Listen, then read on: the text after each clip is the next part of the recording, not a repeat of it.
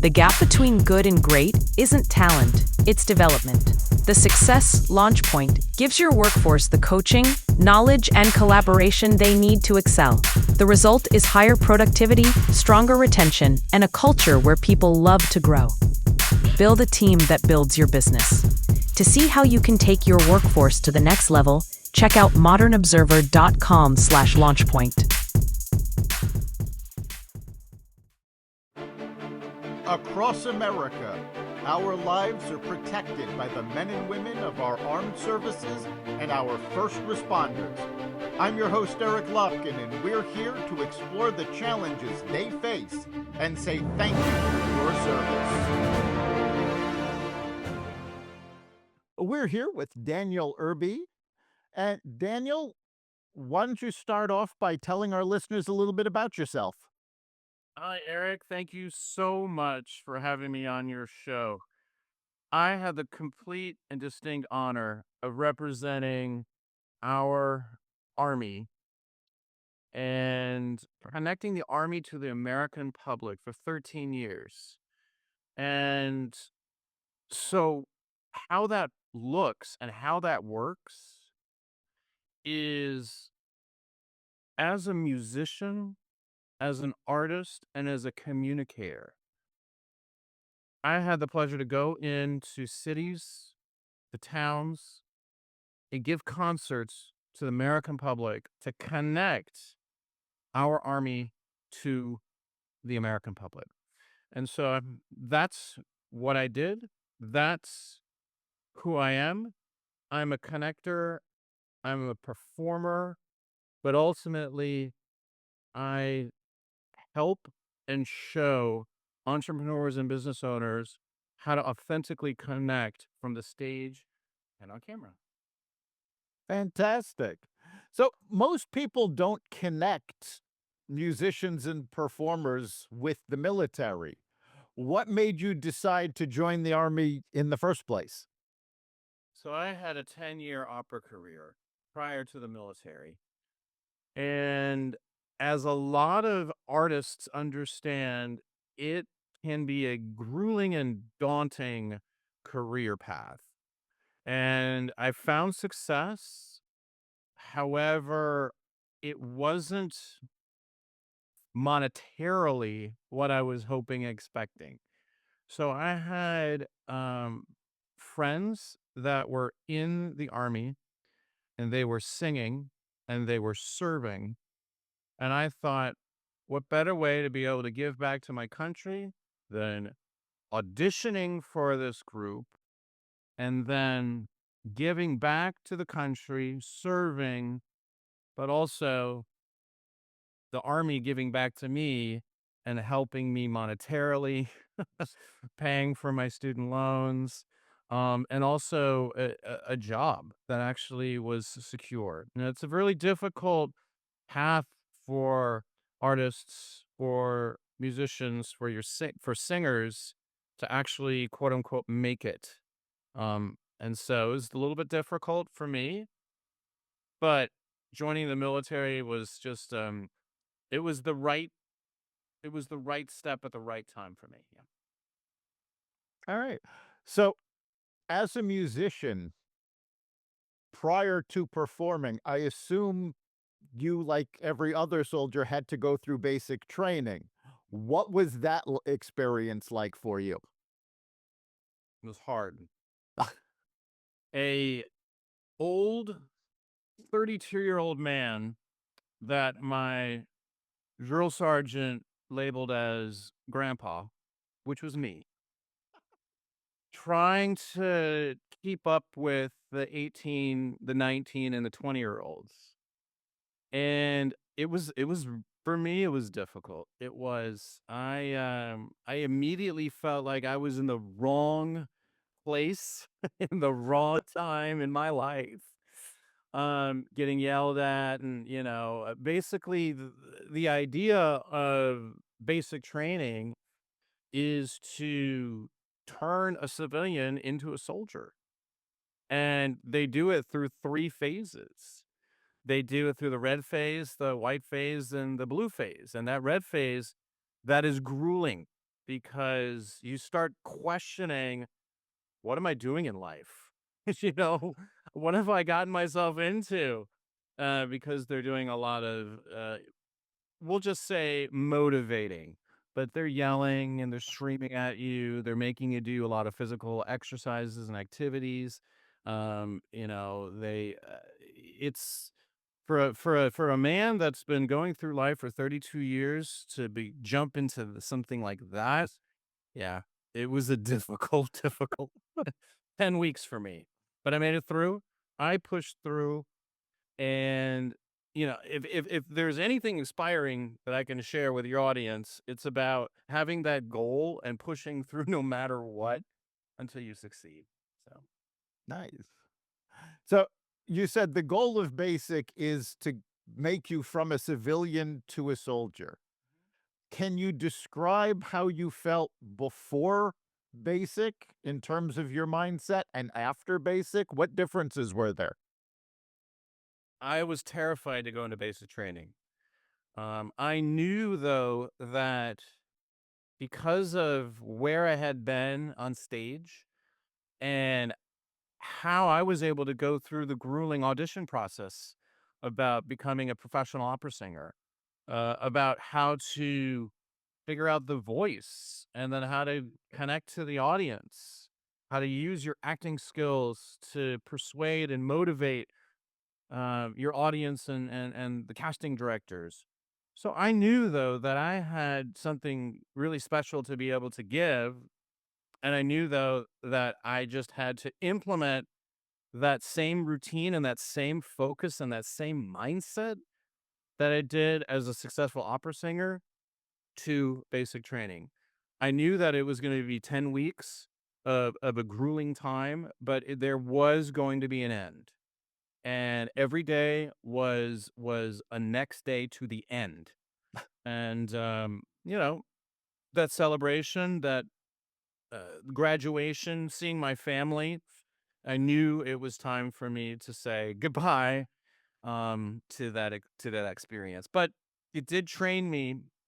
The soldier mindset, um, it's about discipline, it's about training, it's about processes, um, and ultimately, it's about getting the job done. And so I learned that. Right. You just mentioned seeing your family. How did your family react when you told them you were joining the army? Yeah, at first they were pretty scared, to be quite honest. My mother was, "Oh my gosh, you're gonna get deployed and you're gonna, have to go to these countries and fight." And I reassured her, I was, "No, that's not actually the case. They're gonna be probably calling up, nurses and doctors before they're gonna call up the musicians, and the singers." Um, and also I auditioned and won a spot in one of the elite ensembles.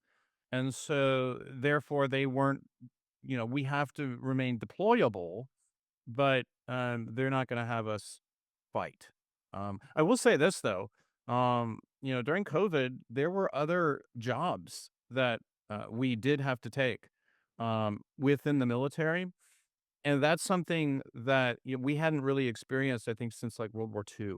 That the musicians were doing other type of details.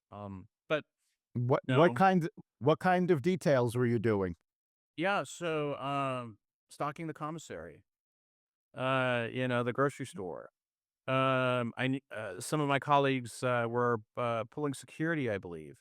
Um, And then once the vaccine, was being, implemented, I was a scribe.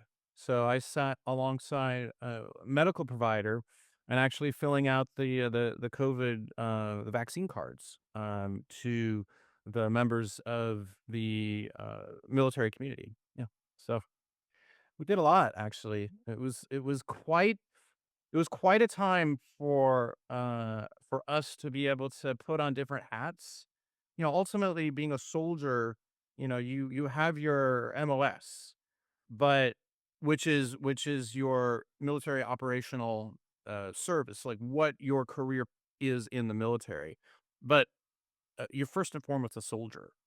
And so what is the immediate what is the immediate task that you need to do to be able to help your fellow, civilian, and what the army needs us to do as a priority.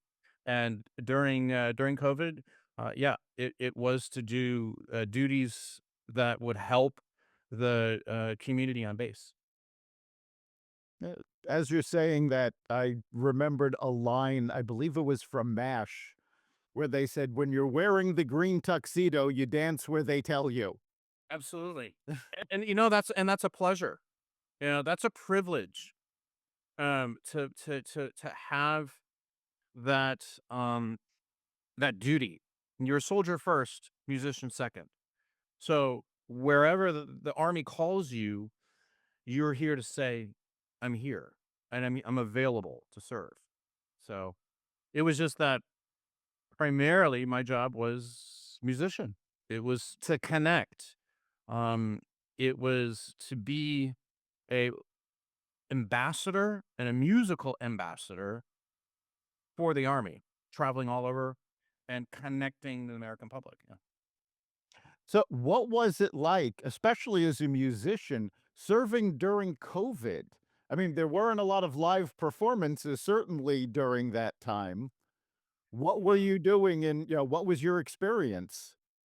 It was an interesting experience to say the least. So, one thing that the world noticed, or what they were able to pivot, is from in-person events to virtual, and we did the same as well. We turned our rehearsal studio uh, into a recording studio for television, for social media, and so the skill sets that we had as performing artists on stage, we had to come up with different ways to market that messaging, whether it was the social media, primarily the social media and internet, and then also our performances. We had to take full performances and condense them down to. We started at 45-minute performances. That was basically compilations of a lot of our in-person performances. And then we narrowed it down to 20-minute performances. And then we narrowed it down to like 5-minute little performances about, they were called soldier stories, connecting uh, the humanity of a soldier and sharing the stories that would connect with the world, with the American public as well.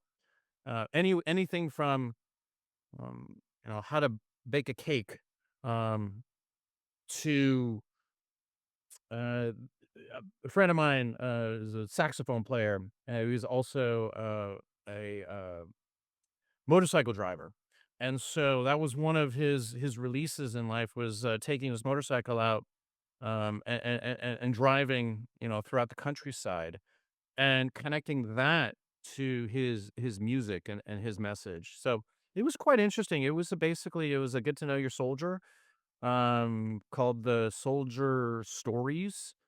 And yeah, I had the pleasure of putting a 7-minute story together of honoring my family and their service, because my father served, my grandfather served, my uncle served, my step grandfather served, my stepfather served. So I have my cousin served. I have a long history of service in my family, and so I was able to honor them through my songs and also through their stories. Fantastic. Now, you've said a couple of times about connecting the military to the public at large. Most civilians, when they think of military musicians, they think about entertaining the troops. Mhm. But that's not, I mean, did you do any of that, or is that a separate group, or how does that work within the military? Yeah, I mean, there were several components of ours that at one time they did go out and they did entertain the troops doing USO tours. Primarily, though, that is left for the USO, and that's also left for what we call the line bands. Line bands are the bands that are at certain military bases. They'll have their own band to be able to do ceremonies, graduations, and entertaining the troops. But our mission was to connect the Army to the American public.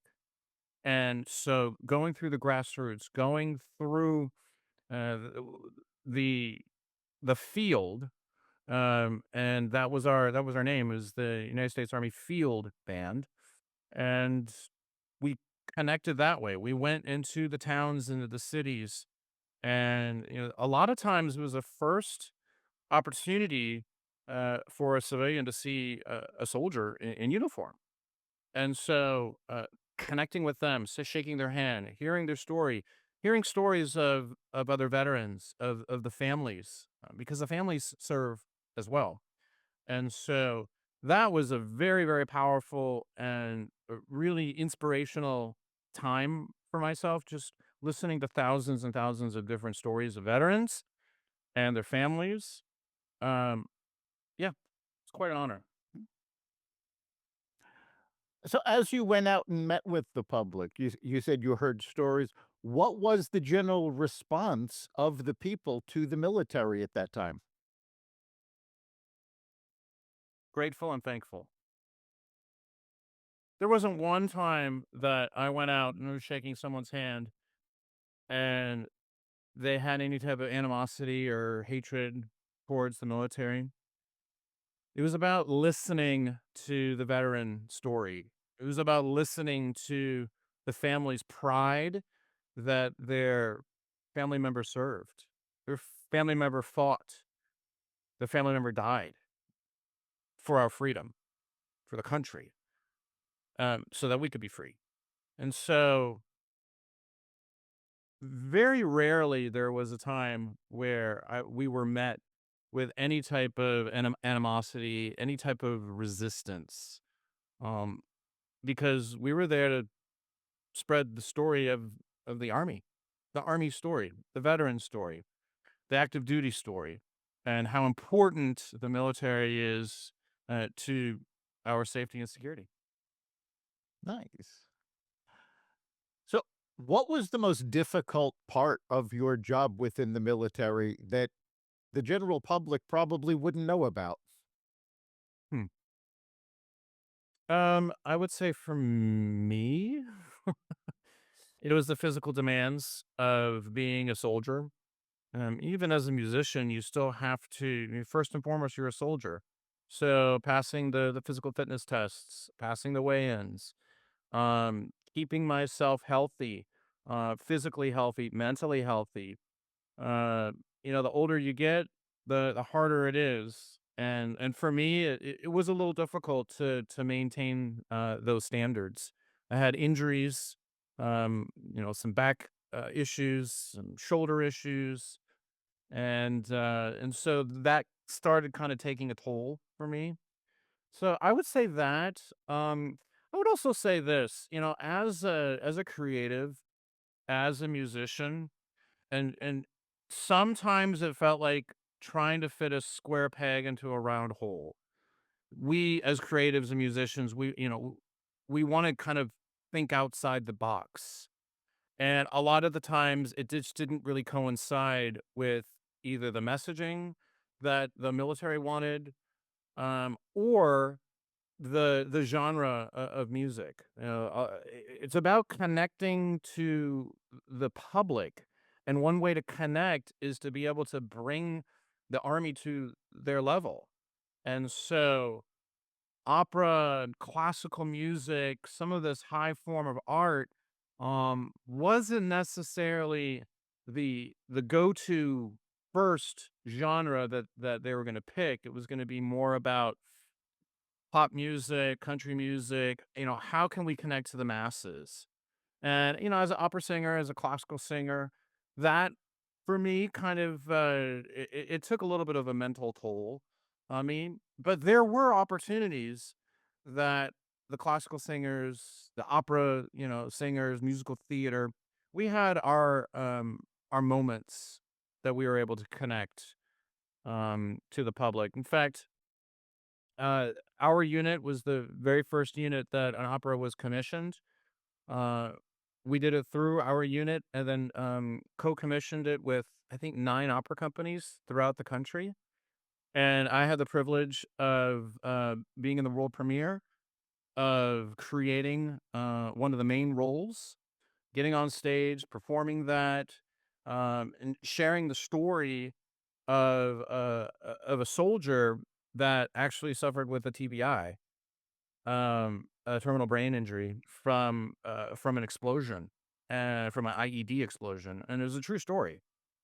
So sharing that story on stage in my genre as an opera singer, and connecting to the audience in that way, yeah, pretty amazing. Nice. You mentioned the mental toll. Now, I'm making an assumption that with what you did, the mental toll is not comparable to active combat, but it's still mental stresses. How did you handle that? Yeah, What coping mechanisms did you have? yeah, I'm not trying to compare anything to an actual combat because the veterans out there that have actually seen they've actually seen war, the toll, the PTSD, it's just unfathomable. And so, but I will say this though, there are issues and there are things that soldiers do go through, depression, for one of them, addiction. There's soldiers that go through addiction. Um, and then also getting out of the military is because when you get out of the military, then you have to go back into civilian world, and that can also be a mental toll for someone. If you go out and you get fired from the first couple of jobs because your skill set isn't necessarily coinciding with what they want, but they hire you to because you're a veteran and they want to help and they want to give back. Uh, there are a lot of people, there are a lot of veterans that actually struggle with fitting into civilian life. Now there are a lot of resources out there as well. A lot of mental health resources when you're in the army, the military, and then when you're out of the military. But I think that's one thing that the military still needs to take a good hard look at, because if you go through those mental health professionals, it's going to show up in your records.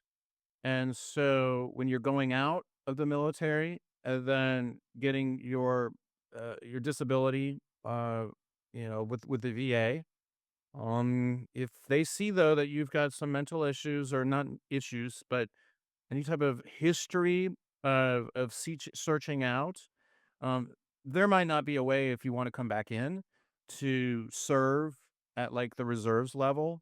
It might be pretty difficult. So that's something that the military needs to um, they need to second guess. They need to take a closer look to because they encourage seeking out from professional help, but once you do, it's on your record, and there are times where it can actually hurt you. Right. What was transitioning from the service back to civilian life like for you? Uh, Not easy. Not easy. As a musician, as a singer, um, sure, I learned a lot of marketing skills, a lot of project management skills, event planning skills. Um, but how is that really going to help companies? Um, it was actually a real challenge for me. I went from job to job.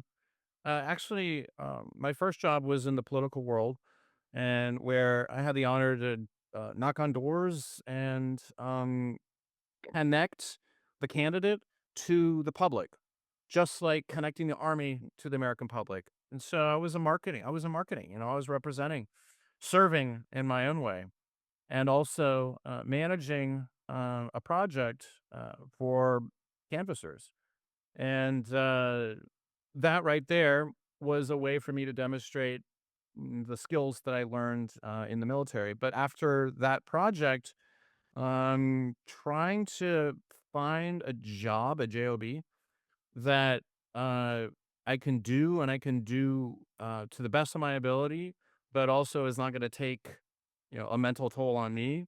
That has been difficult. I got fired from a job a few years ago, and after that, actually, it was last year. And after that, I decided, it's time for me to do something that I know best. That is the stage. That is the voice, and that is how to be able to connect with an audience. So that's the reason why I started my business. Nice. So, what resources, when you leave the military, do they have to help you transition? And what do you think is missing from the process?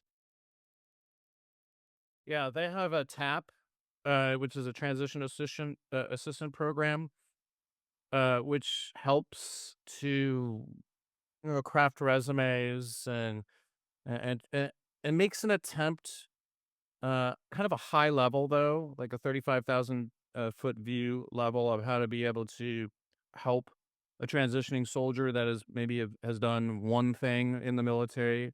How can they translate those skills to civilian skills, writing the resume, helping the resume?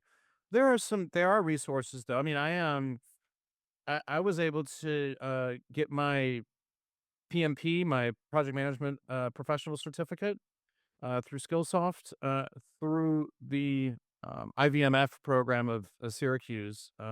It's a veterans resource, and so I was able to get that certificate, hoping that would help open up some opportunities and some doors. They provide some uh, financial training to get your mindset around your finances. So they do a decent job. I actually went through TAP twice. But I will say this, and this is something that I've been talking to some military transition professionals about how to be able to help the veteran with their communication skills because having your skills and then communicating your skills in an interview process, um, like being on a video, being on camera, in person, and how to be able to authentically connect. That's something that's not taught.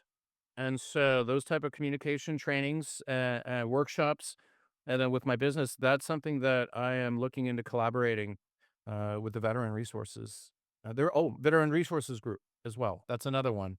They have a lot of resources for transitioning veterans when it comes to VA home loans, and it comes to financial resources, so on and so forth. So, yeah, there are a lot of resources out there. It's been difficult for me though because as a musician, as a singer, in the public affairs world, it's not necessarily public affairs in army sense. That's writing articles, that's taking pictures, that's being on the front lines and hearing the story of the American soldier. Mine was connecting in a different way. Uh, so, long story short, there are resources out there for transitioning service members.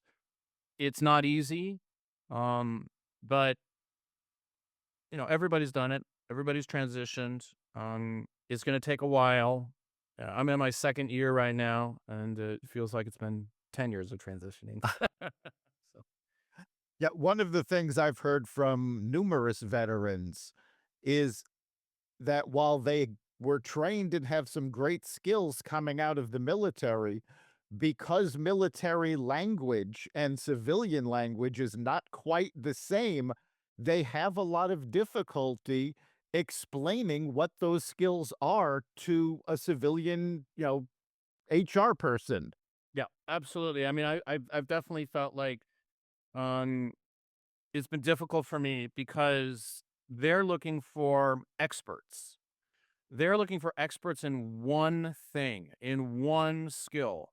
And the military, it teaches you a lot of different skills. And so when you come out and you're having to explain to an HR person, explain to a recruiter and then ultimately to someone, on a hiring team, that I've got all of this, but what I can do for your company is XYZ, is this and this and this.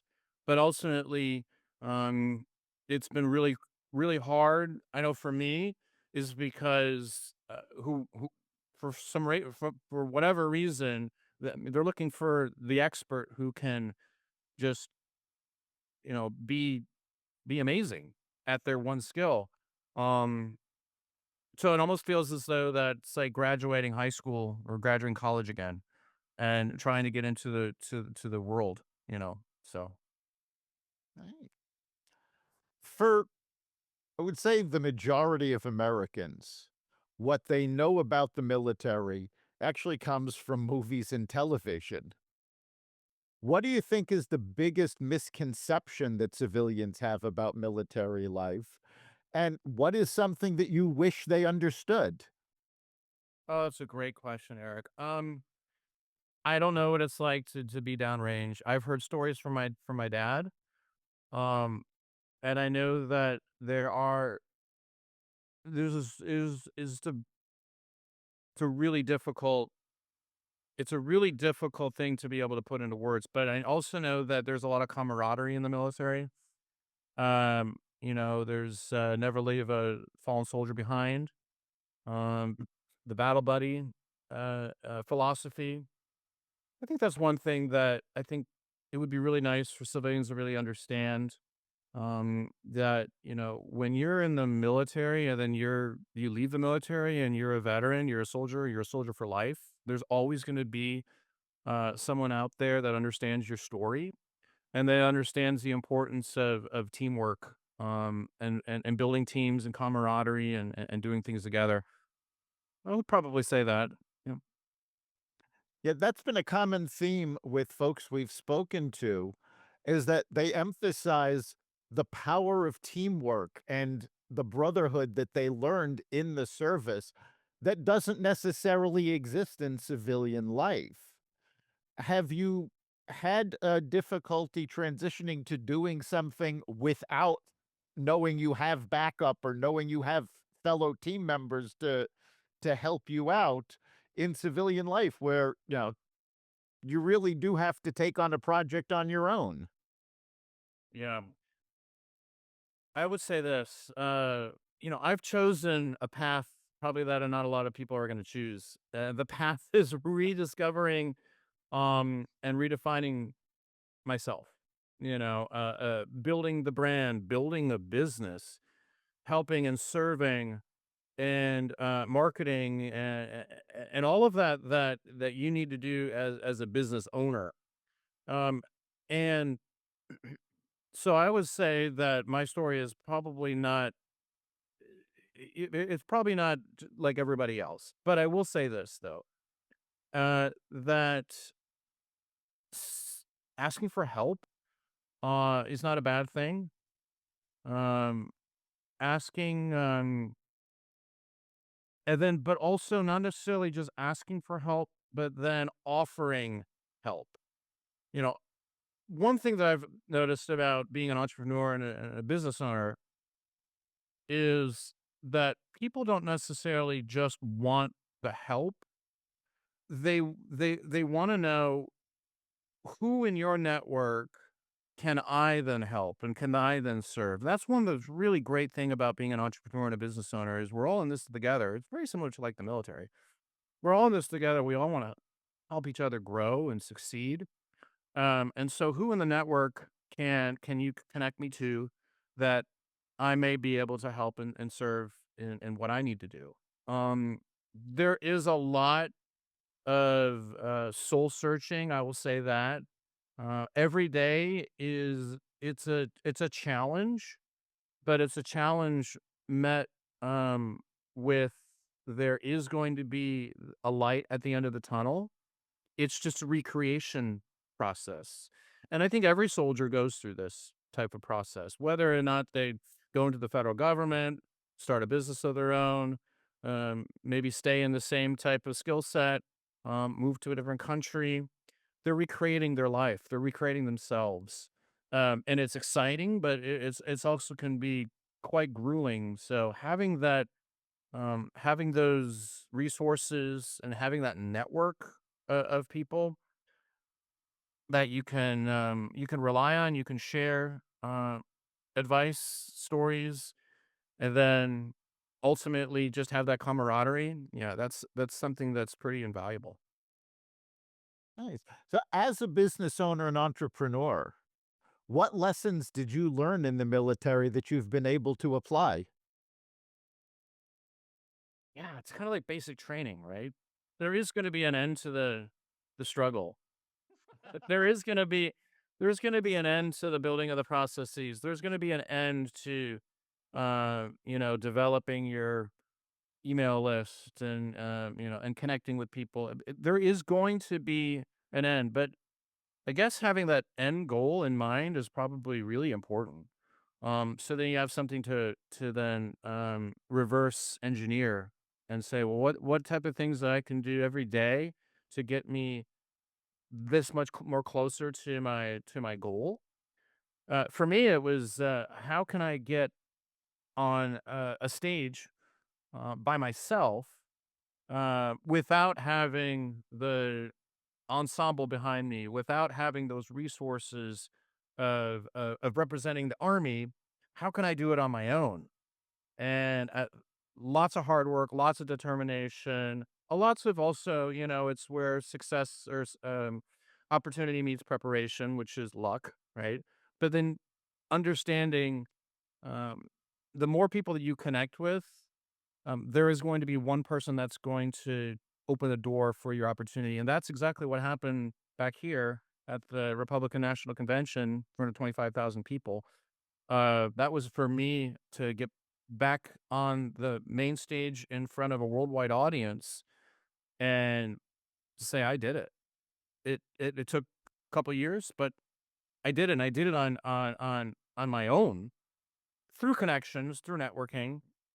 But I didn't have this big ensemble that was taking me, there like it did with like Lincoln Center and Carnegie Hall and Chicago Symphony Hall and all this. I did it on my own. And I think that's something that can help your audience is you've got a goal. I say this in my keynote speech. If you've got a high note in life that you know that this is going to be your safe place and this is your destiny, you need to go there. Life is short. It's not time to keep on struggling in a job that you don't like or a place that you don't like or a mindset you don't like. It's time to change. It starts in the mind, but also starts in just setting yourself small incremental goals daily and keep working towards that end of the tunnel and fail forward. And that's what I've been doing. That's what got me in front of the 25,000 people at the national convention.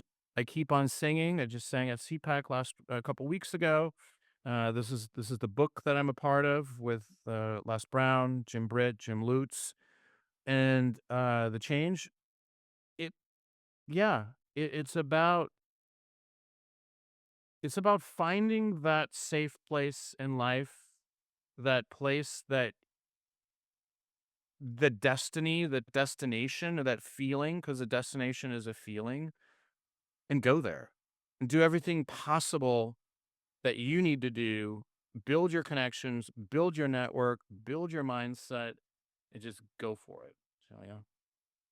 Nice. That's a lesson I think everybody can benefit from.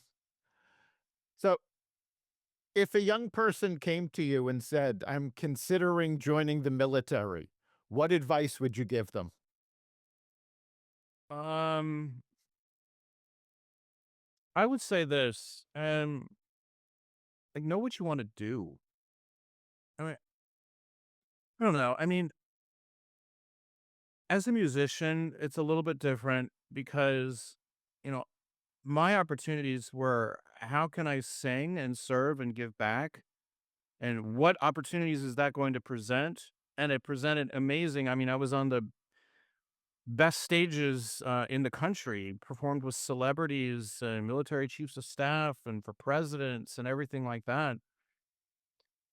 And I would say this, there is there is an adventure out there waiting for you. And I think joining the military is one step for that adventure. I mean, it could take you all over the world. Um, I guess if you don't know what you want to do, it could help because it can help then solidify um, college. You can go to college when you're in the military, you can get your degrees in the military. Um I not everybody stays 20 years as a 20-year career. Some people get out after their 3 or 4 years. Uh, but it will set you up for how to be able to depend on your fellow soldier to get you through things. And yeah, I mean, you're always going to be a soldier for life. So why not try it? Why not try it? Because there's always a place. There's a place for everybody in the military. That's fantastic. So we're coming up on the end of our time. Is there anything else you'd like people to understand about your journey or the military in general? Other than the military providing so many opportunities for growth, personal, professional growth, opportunities for adventure, uh, for just something bigger than yourself. But when you get out of the military, then you still need to find that. And you need to find that in whatever it is with your family, with your work, if you're developing a business, if you're building your brand, if you're wanting to do what I am and is getting known, on the international stage, not just as a singer, but as a speaker and as someone that is going to help speakers, communicators, business owners, entrepreneurs get on the stages, share their message, set themselves up as the go-to expert and how to be able to monetize the message from the stage through your voice and your communications. And that's what I'm building right now. That's the legacy that I want to then provide, for a family, one day. So yeah, the military is really kind of uh has kind of set me up, for my, I don't know, second half of life, so to speak. Fantastic. Well, Daniel, thank you so much for being here and thank you for your service. Eric, thank you so much for the platform to be able to share my message and for the wonderful things that you're doing for the veteran community. You've been listening to Thank You for Your Service on the Exvadio Podcast Network. You can catch every episode as well as the rest of the network at exvadio.com, the Apple Podcast app, YouTube, Rumble, Spotify, iHeartRadio, Audible, Amazon Music, and wherever you find podcasts. We'll see you next time.